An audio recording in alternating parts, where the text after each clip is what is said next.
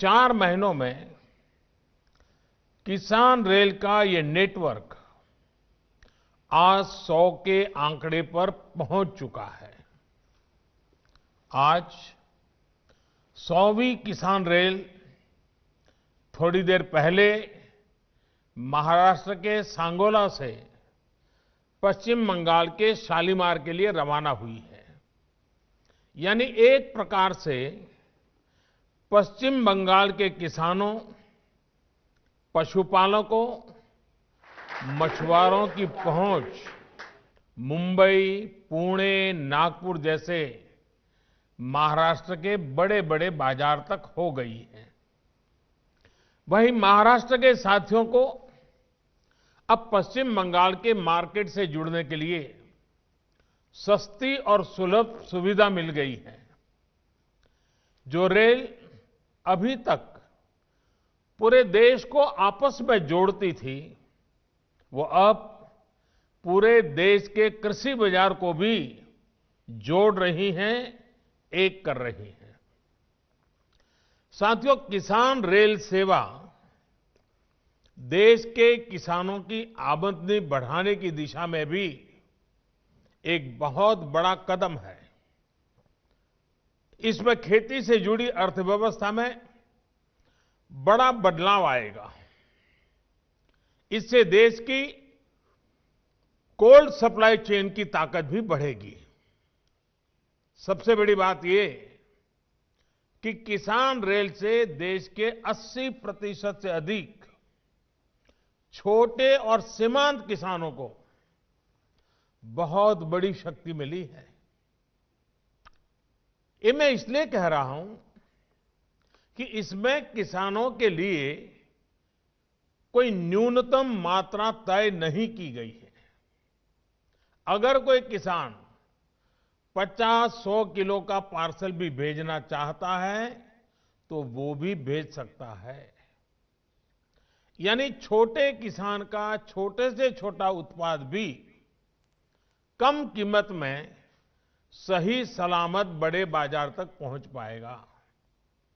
मैंने कहीं पढ़ा था कि अब तक का जो रेलवे का सबसे छोटा कंसाइनमेंट है, वो अनार का 3 किलो का पैकेट किसान रेल में ही भेजा गया।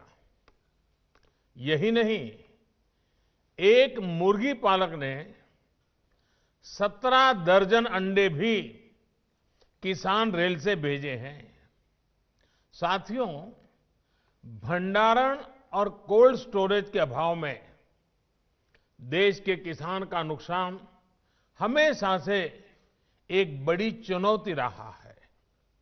हमारी सरकार भंडारण की आधुनिक व्यवस्थाओं पर, सप्लाई चेन के आधुनिकीकरण पर करोड़ों करोड़ का निवेश तो कर ही रही है। किसान रेल जैसी नई पहल की जा रही है। आजादी के पहले से भी भारत के पास बहुत बड़ा रेलवे नेटवर्क रहा है। कोल्ड स्टोरेज से जुड़ी टेक्नोलॉजी भी पहले से मौजूद रही है। अब किसान रेल के माध्यम से इस शक्ति का बेहतर इस्तेमाल होना शुरू हुआ है। साथियों, छोटे किसानों को कम खर्च में बड़े और नए बाजार देने के लिए हमारी नीयत भी साफ है और हमारी नीति भी स्पष्ट है। हमने बजट में ही इससे जुड़ी महत्वपूर्ण घोषणाएं कर दी थी। पहली किसान रेल और दूसरी कृषि उड़ान। यानी जब हम ये कह रहे हैं कि हमारी सरकार अपने किसानों की पहुंच को देश के दूर दराज वाले क्षेत्रों और अंतर्राष्ट्रीय बाजार तक बढ़ा रही है, ये बातें हम सिर्फ हवा में नहीं कर रहे हैं, हम इसे धरती पर साकार कर रहे हैं।